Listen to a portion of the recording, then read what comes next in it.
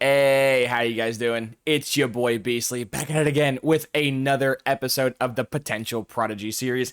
This is the series, if you guys are new and you don't know, where I basically give you guys a little cheat sheet, a little scouting report on what players to go after when you're recruiting. That way you can get more generational players, elite dev players, and star dev players, while the CPU and your other league mates can fight over the normal dev or impact dev prospects. If you've missed any previous episodes, it will all be linked in a playlist down below. That way, if you're new, you can go catch up on those old VODs. And if you want a little brush up on old stuff, you can go ahead and find them down there as well. As always, when these videos smash the like goals for the VODs, I will then update the cheat sheet in the Discord.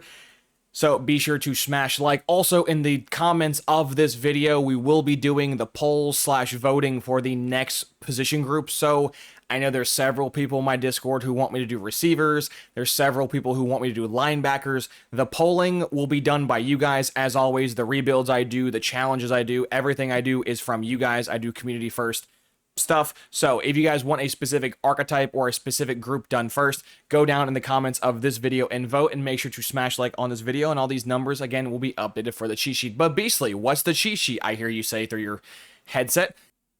This is what the cheat sheet is if you're new. So in my Discord, if you go to the CFB 26 section, right underneath the online dynasty stuff, I have the cheat sheet. This cheat sheet is absolutely free.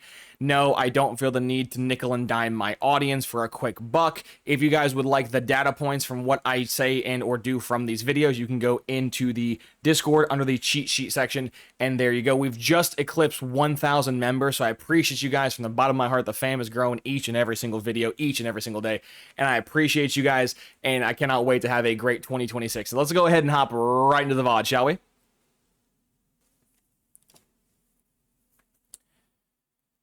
As you guys can see, this is going to be the finale of the tackles. We've already done pass pro tackles, agile tackles, raw strength tackles, and now we'll be rounding out the linemen with the well-rounded archetype, pun intended. Anyways, so very quick, I'm going to hop into this video. This video has took many weeks to do, had a lot of personal stuff go on in the background, stuff that you guys have been in the stream or in the Discord, you guys would know. Little updates there if you're curious. But yeah, there's been many things going on. One of the biggest problems with this archetype, and I'm going to get this out the way very early on in the video, is this lineman archetype has, I would say, equally as inconsistent of a spawn rate as the raw strength tackles do.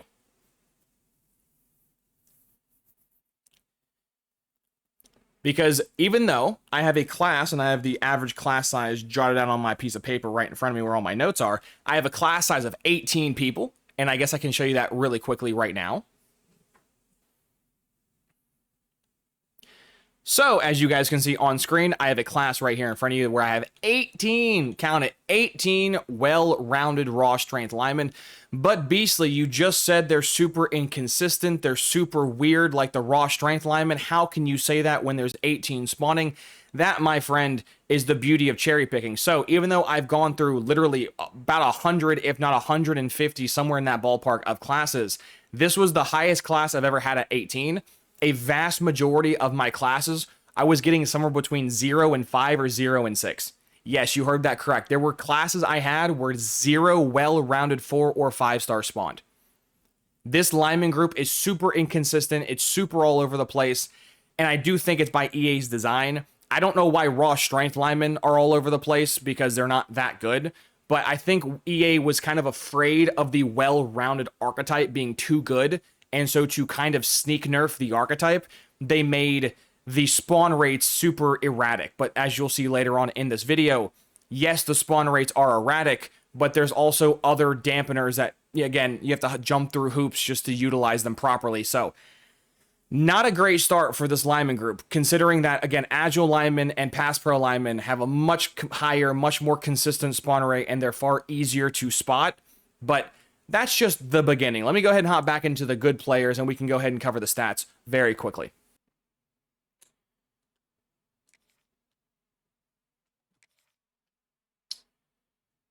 But Beastly, let's say for argument's sake, you did have a class that actually did spawn players in. It wasn't a little small class of like 3 or 4 people. It was a decent sized class of like 10 to 12, yada, yada, yada. Let's say that occurred. Let's say that happened.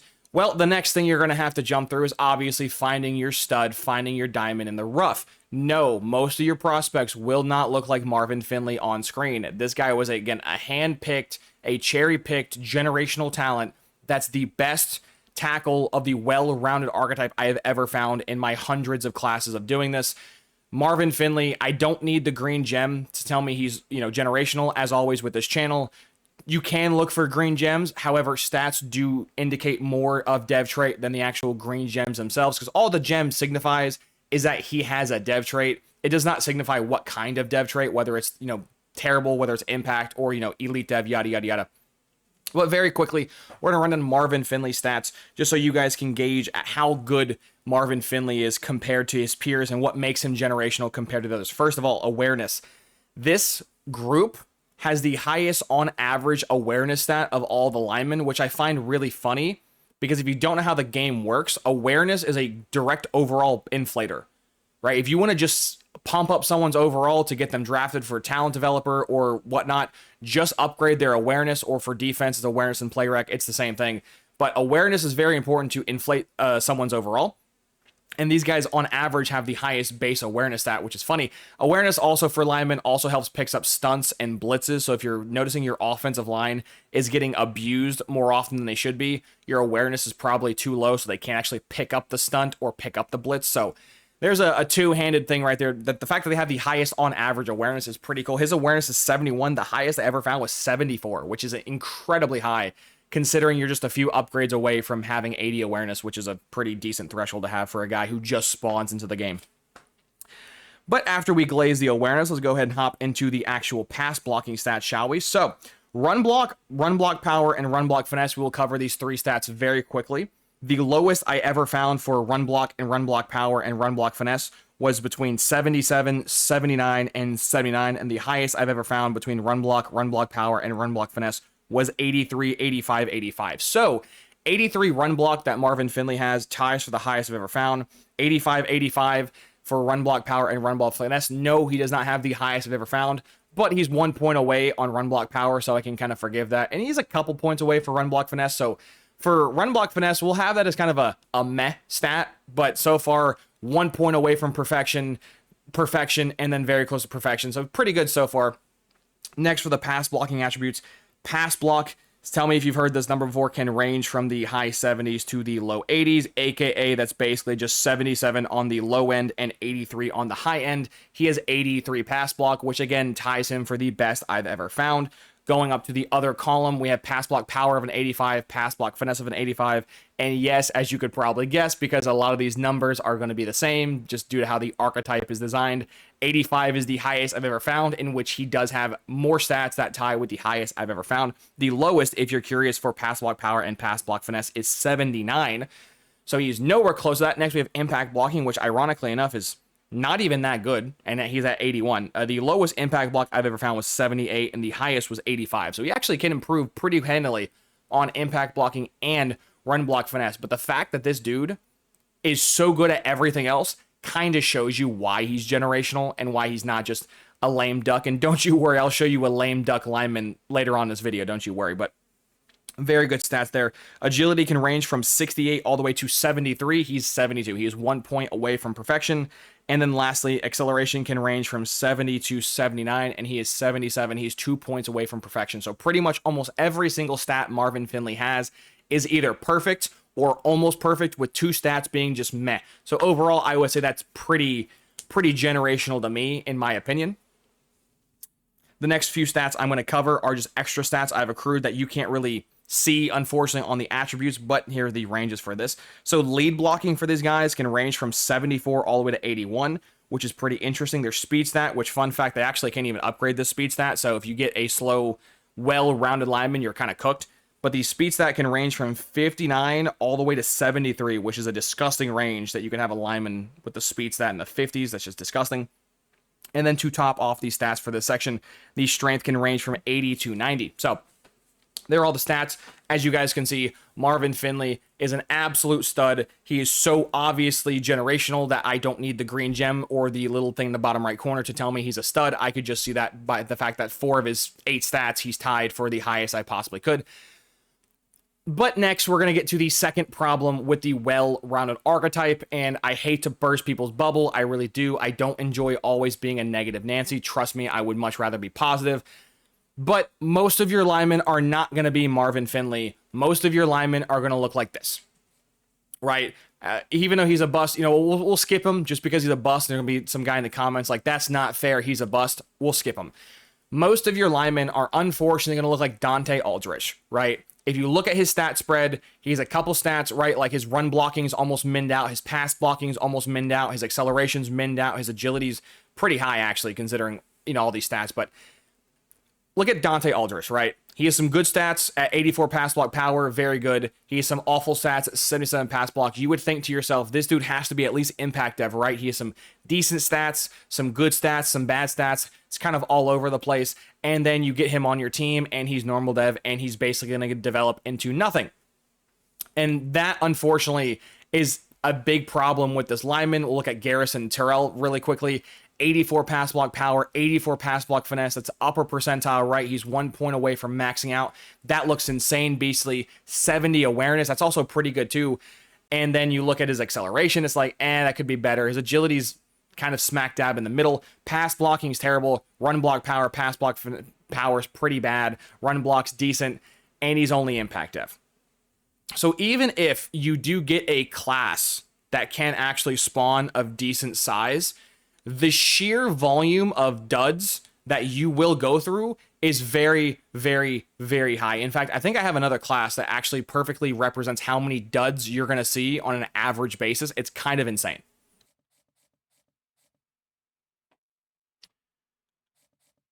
So here is a better example I can show you for this class. As you can see, we have 10 total people that did spawn in. So you would say that you know, this is a pretty decent size class, all things considered. Normal dev, impact dev, normal dev, impact dev, normal dev, impact dev, impact dev, impact dev, and impact dev.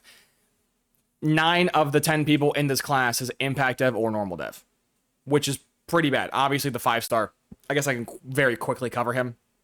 He's a 5-star bust with star dev, which is pretty ridiculous. Like, the odds of that happening is very low.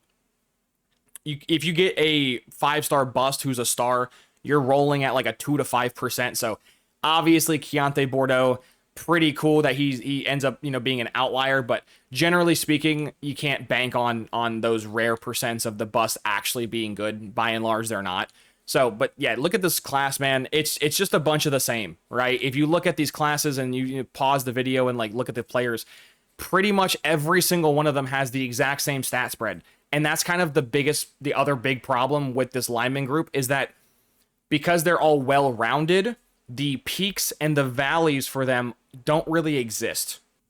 Just as a very quick example for the video, for a pass pro lineman, if they have above average impact blocking along with decent pass blocking stats, the odds of them having a dev trait is very, very, very high. But you see, that's the thing, is that there are pass pro linemen with bad impact blocking and pass pro linemen with bad pass blocking, so you can gauge them. The problem with the well-rounded lineman group is that they're all about the same. They all kind of hover at around that 80 number. 80 pass block finesse, 80 impact block, 80 run block power, 80 run block, 80 pass block. They all kind of hover around 80. Some go a little bit higher in like 81, 82, 83. Some go a little lower, 79, 77, 78, you know, stuff like that. But generally speaking, most hover around 80. And since they're designed to be well-rounded and the spread of these stats aren't that large, most of them just look the same. It's like insert that meme from Toy Story where it's Buzz Lightyear surrounded by a million other Buzz Lightyears. That's kind of what the well-rounded archetype is. It's just like none of them are going to be really bad. None of them are going to be really good either, though. Like most of the time. Obviously, you do have your outliers. You do have your great classes. Don't get me wrong, right? But, you know, there's a lot of players who you're going to get fooled on. And in my opinion, I would treat this archetype the exact same way you treat contact-seeking running backs, the same way you treat field corners, and the same way you treat raw strength tackles. That's basically, unless they have the most insane, just upper percentile all over the place stats, then you go after them. And if they don't have the most aggressive upper percentile stats, you chase the green gems. If they don't have, like example, with Cole McCarron over here, he doesn't have any insane aggressive stats, right? The highest stat he has is 83. That's not insanely aggressive. He also doesn't possess a green gem, meaning if I was in a situation where I wanted Cole McCarron and like I needed him, I would just skip him. Just because by and large, statistically speaking, with this archetype specifically, most of them basically are clones of each other, and most are normal and most are impact dev. I'll cover a bit later on in the video why normal dev and impact dev don't really work for this archetype. It's basically just star or elite. Some people are going to get mad at me for the comments for saying that, but again, I'll cover why. But yeah, you got to be careful. You got to be very, very, very careful with this archetype because you will get torched. You will get burned. I will see comments in my Discord and of this video, people being like, well, I followed the numbers and the guy sucked. It's like, well, that's kind of just how it works. There is a level of RNG to this, yes, but specifically with this archetype compared to the Agile lineman and compared to the Pass Pro lineman, it seems even more fluky. And I think you're going to see later on why EA Sports did this. They made it very fluky to recruit and made them very fluky to spawn for valid reasons to kind of offset stuff. But again, we'll cover that later on in the VOD.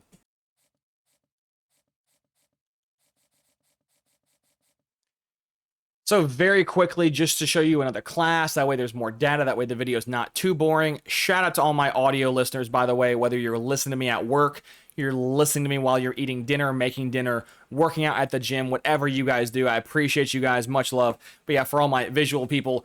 But Beastly, they're 5 stars. They have to be. There's some annoying idiot in the comments of like my previous video who was like, LOL, buddy, of course the 5 stars are going to be good. No, as you saw, there was a 5-star bust gem, which is super, super, super rare. Here's a 5-star no bust. He's a regular player, and he's impact dev. And how I can tell he's impact dev, look at his stats. I could basically copy and paste this 5-star well-rounded tackle stats over 4-star well-rounded tackle stats, and they're basically identical. As you guys can see, 81 run block, 81 run block power, 80 impact block, 81 pass block. He doesn't have any aggressively high stats. So he, by all metrics, I know he's a 5-star, but he's kind of a bummy 5-star. Right, you would want it to be better. Optimally, you would prefer it to be better. But just an example of that, how you can't just assume 5-star equal good because you're going to get 5 stars like Broderick Lincoln, where obviously he's usable, but he's never going to amount to as much as the others could. But for every class I just showed you, or I just showed you one class where basically 9 of the 10 tackles were unusable. Here's the flip side, the inverse of that, where you get an absolute super juiced, roided class. So Broderick Lincoln's the worst player of all of them, ironically enough. We have a star dev 4, or an elite dev 4-star, which again, you can just go back and forth over their stats. You can pause the video and look. They're practically identical. This dude is just pure luck elite dev. I mean, obviously, I would have pursued him because guess what? He has a green gem. And specifically for this archetype, green gems are very important. So I would have followed him anyways. Elite Dev 4-star. Next is Johnny Ship, another gem, a star Dev 4-star. And because of these two having better dev traits than the 5-star, these two would actually develop better and become more than the 5-star would. They're 4 stars because they have better dev traits. Next is Martin Canty, another star dev. Next is Joey Drogos with another star dev. And then we have Tavon Nix, you guessed it, with another star dev. And then to lastly round this out, we have Zach Ramses with another star dev. I don't think there's any more. Oh, I'm actually wrong. Isaiah Moffat. I'm Isaiah over here. Star dev as well. And then we got Amani Rambo, who begins the impact dev, normal dev, and impact dev. So if you've listened to my instructions, right, you would have had of these 5, 6. I wasn't counting exactly. Either way, of all of these players who have the gems, I would have pursued them, and all of them basically had star dev or elite dev. So yeah, even though there was only 12 people that did spawn in this class, 6 of them, 1, 2, 3, 4, 5, 6, 7, excuse me, I can't count.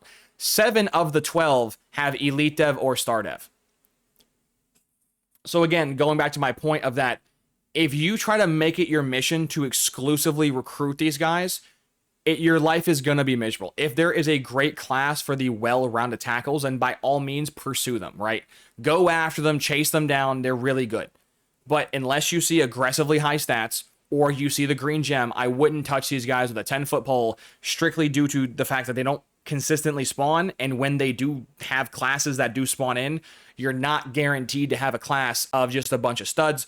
You can have a bunch of classes filled with normal devs and impact devs, waste a bunch of your time and not really develop. But Beastly, you keep talking, you keep yapping about how they have to be elite dev, they have to be star dev. Why is that? Well, let me go ahead and show you to the next portion of this video for why they have to be star dev and why they have to be elite dev.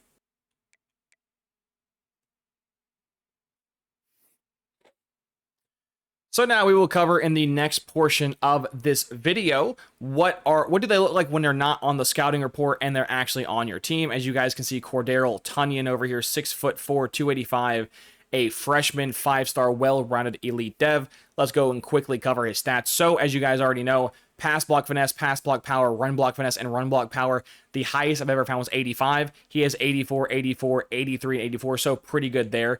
Pass blocking of an 80 could be better. Honestly, could be better, but 80 is not bad either. 81 to run block is just 2 points away from perfection, so that's pretty good.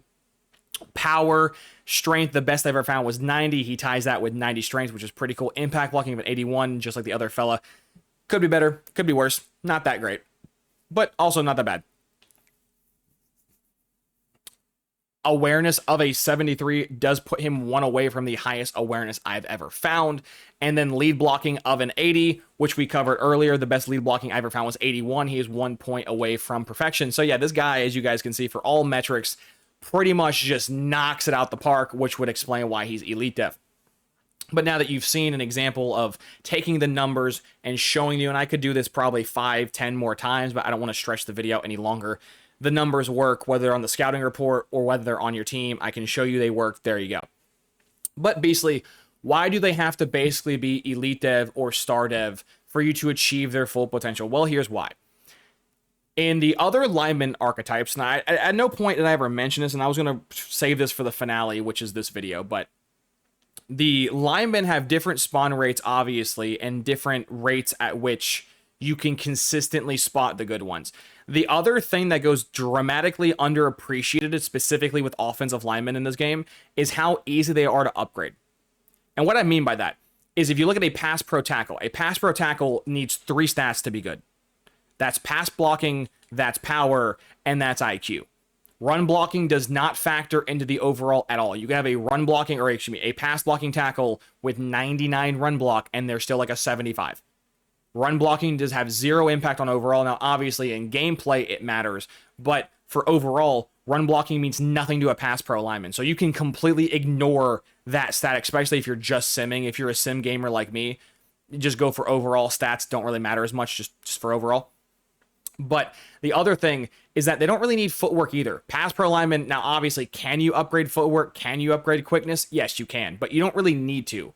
Again, their big 3 stats is power, awareness, and pass blocking. Specifically, like of those 3, pass blocking number 1, awareness is number 2, and strength is number 3. But all 3 are important. But yeah, they need 3 stats. So they're pretty basic. So the fact they have a very easy, consistent spot rate, a very high spawn rate, and they upgrade very easily, they're like the best, just the M4 of this analogy if you play COD. A well-rounded AR is going to outperform most other weapons in the game just because it is equipped to do more things than other things are. Next, we'll look at the second easiest lineman to upgrade, which is the Agile lineman. The Agile linemen are really easy because basically they require 4 stats to upgrade. They require, as you guessed it, run block or pass block, whatever you prefer, power, and IQ. If you want to do all of them, then you have to do all 4. But that just requires 4. My bad, I misread my notes. Oopsie daisy. We're going to pretend like I didn't just talk about Agile linemen. Agile linemen were actually 3, not 2. Oopsies, misread that. Anyways, number 2, the second easiest lineman to upgrade is actually the raw strength lineman. And that's because, as you guessed it, raw strength is the opposite of the pass protector, where you basically upgrade run blocking, you basically upgrade power, and you upgrade IQ. And the raw strength linemen's overall will be through the roof. Can you upgrade pass blocking on a raw strength tackle? Yes, you can. 1000% you can. Does upgrading pass blocking for a raw strength tackle do the same thing as upgrading run blocking for a pass pro tackle? No. Unlike a pass pro where you get no credit for upgrading the run blocking, for a raw strength tackle, you do actually get credit. So technically you could argue it's 3.5 stats, right? Because you need run blocking, power, IQ, and then some pass blocking. But if you just ignore the pass blocking, they're going to be a high overall for the raw strength, because even though EA does label them as a raw strength archetype, they're basically the run blocking tackle. Don't know why they're called raw strength. That's not how it works, but either way, I don't make the game. I just simply play it. They require basically 3, at most 4. So we'll just meet in the middle and say they require 3.5 stat categories. And then we covered Agile already, which was 3rd place because they recover 4 stats. And then lastly, we get to the well-rounded archetype, and why, in my opinion, if they're not at least Elite Dev or Star Dev, there's basically no point in having them on your team. That's because you need everything. You need pass blocking, you need run blocking, you need power, you need IQ, and another thing is you need footwork. This is the only lineman category where you do need footwork. Footwork is tied to lead blocking, and lead blocking is very important to the overall. So if you don't have literally hundreds of tokens to upgrade these guys, can you make them decent? Yes. Can you make them like an 85, 86, 88 overall? Yes. Can you make them good enough to start? Yes. You can do that. Can you inflate their overall by spamming IQ and you know, the blocking stats to get a talent developer first round pick? Yes. But if you're trying to make the biggest, the most, you know, monstrous tackle you can, just an absolute unit on your football field, you need 5 stats. If you're a normal dev tackle, just as an easy example, most normal dev players, even with my coach build and my stuff, my coordinators, on most normal dev players, I can get maybe 45 tokens per year, which that sounds like a lot. It's really not. Just to put into perspective how small 45 tokens is, that's basically 3 upgrades of power, and then he's done. And impact dev's not much better. Impact devs are like probably closer to like 50 to 60. So these guys require hundreds of tokens. They are token monsters. And again, EA, I think, made them rare and made them inconsistent because their potential is so good. I think on paper, the well-rounded linemen are easily the best linemen in the game. On paper. The problem is you don't play the game on paper. You don't play the game in a vacuum. You play the game in reality, and in reality, you might have a class that only spawns normal dev or impact devs, in which they're not going to get the tokens required to make them good, or if you do get the good ones, there's like 2 of them. So, super inconsistent, super rare, and that's just, again, why you need all 5 of these categories to make them good.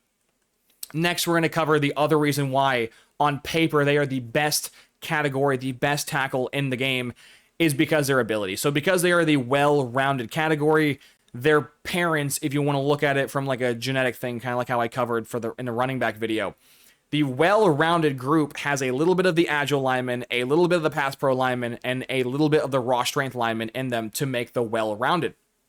That does explain why certain stats are high on, you know, them and other stats are low, because obviously if they're inheriting the goods and the bads, and how that works, they also inherit their parents' abilities. Very quickly, Pocket Shield, S tier ability. This ability is a must. I forget what the name of the defensive lineman ability is, but it's the ability where on 3rd and 4th down, your pass rush, I think it's called Pocket Collapser. I forget the name. The name evades me, but either way, we all know the ability I'm referring to. On 3rd and 4th down, it makes the pass blocking for your O-lineman worse, and it makes them just throw the offensive lineman like ragdolls. If you don't have Pocket Shield, you will absolutely get cooked by that ability. Pocket Shield, especially in an online dynasty, is a basic requirement because the defensive line counter to this is super cheap, right? If you're a power rusher, it's just power move. If you're I'm pretty sure for everything except for the run stuffers, it's just power move or finesse move, which is not that expensive to get. So Pocket Shield, S tier ability, very good and kind of a necessity, especially in online dynasties where your opponents can just go crazy. Next is Outside Shield, improved double team blocks on outside runs. Another S tier ability. If your tackle and guard double team a D end, that dude is getting put on his ass. He is going to get pancaked, he's going to get moved, and a gap is going to get formed. Next, this, because it also applies for the outside runs, this also applies for tight ends. You may not realize it, but the amount of times your tackle will combo block with a tight end or combo block with a guard in this game, regardless of what any run play you click, is very high. So the moment that there are 2 people, touching one defensive player, pause, they're going to get pancaked. So this ability is also very good, and since it's very versatile, in my offense, I call a ton of tosses and stretches and outside runs. So I would utilize this ability a ton, and even if you don't, this applies for RPOs. You would be shocked at how many running plays your tackle combo blocks. Just trust me. So out the gate, these first two abilities, S tier, S tier. Then we get to Strong Grip, which is primarily a raw strength ability that also the pass pros do share, but Strong Grip basically turns off block shed. So if you're trying to run the ball a lot, like I do, I'm primarily a running player. The biggest counter to my offense is a defensive player just spamming block shed on their linebackers and spamming block shed on their D-line, right? That'll destroy my run game. Strong Grip just doesn't let that happen, right? If you have Platinum Strong Grip, the moment your tackle gets his hands on a defensive lineman or a linebacker, he's not going anywhere. So S tier ability, S tier ability, S tier ability. They are 3 for 3 with S tier abilities, which is kind of insane that between their stats and their abilities, they are so good. Which again, why I think EA made them rare and inconsistent. But then we get to the worst ability they have, Option Shield. I don't call any option plays if you run the Navy / Academy playbooks. There you go. But I don't do it. So this is an F tier ability to me. But if you do have those in your offense, read options, triple options, weird options, pitch options, all those fun jabs, this is a good ability if you run that offense because they will just straight up pancake people. It's really funny to watch your tackle just pancake a D end because you have the ability. But how often do you spam pitches and options? So there you go. For me, F tier, but depending on who you are, could be pretty good. Lastly, we get Inside Shield. Inside Shield is the opposite of Outside Shield, and this is, again, an S tier ability because this is for all your inside runs. You're talking your inside zones, your dives, your fullback dives, right? All those fun inside runs that a lot of people run, which, again, the amount of times your tackle is with a tight end or your tackles with a guard, and you can just put someone on their ass, it can be absolutely game-changing on, like, if you have it on this. The dream situation would be to have this on both of your tackles and your center. That way, when your tackles combo block with the tight ends and your guards / combo block with the center, you can just have a play where the entire defense gets moved like 5, 6. I don't have any clips, but I have done it firsthand where I've gotten 8, 9, 10 yards on a fullback dive. I'm not even trolling. I've gotten some crazy fullback dives before because my entire side of my offensive line just straight up moves people. So this ability, especially in my offense and the meta plays of the game, are primarily inside zone. So S tier ability, S tier ability, S tier ability, S tier ability, and absolute hot garbage. So the combination of that, their abilities are so unbelievably good. Their stats are also unbelievably good, or can be when they have the right dev trait. Leads me to the biggest problem I have with this lineman, or I should say not the biggest problem, but a summary is, on paper, in a vacuum, well-rounded linemen on paper are the best. I think ability-wise, stat spread-wise, they're easily the best, right? A pass pro lineman can't run block, well-rounded can. Agile linemen do not possess any power, well-rounded do, right? The raw strength linemen have no finesse, well-rounded do. They can literally do everything, and they can be upgraded accordingly. And then their abilities also follow suit too. So if you can find a 5-star gem or a 4-star gem that has decent stats, I would pursue them. If they're impact dev, that's going to kind of suck, but you're going to have to taper down the abilities. Maybe don't go for gold and plat abilities, go for bronze and silver, and maybe instead of maxing out like 99 everything with the impact dev guys, you just shoot for like high 80s, low 90s. But either way, on paper, it goes as follows. The best linemen are them. Number 2 would be pass pros. Number 3 would be agile. And number 4 would be raw strength. However, I can't recommend people to pursue them just due to how inconsistent they are and all the wacky quirks they possess. So in my finale rankings, I would do pass pros 1, I would do agiles 2, I would do well-rounded 3, and raw strength 4. The only reason why I put the agile lineman above the well-rounded lineman is, again, due to consistency. I would much rather be able to consistently get 4 and 5-star elite devs and star dev players than to, you know, one of 20 or one of 15 elite devs. So that's just my opinion. Let me know in the comments down below what you feel about these linemen.